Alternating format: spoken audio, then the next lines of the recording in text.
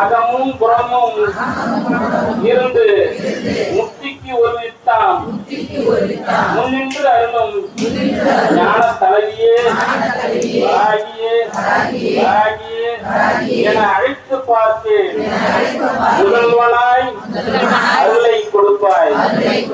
என் தாயினும் மிக்க தயவுடைய தெய்வத்தை கண்ணீரெல்லா ஞான தலைவியை உளமாற வாராகி தெய்வமே வணங்குகின்றேன்.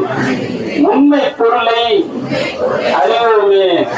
பிடாரி முத்தியம்மாவில் குடியிருக்கும் என் வராகி தாயே, தேவாதி தேவதையை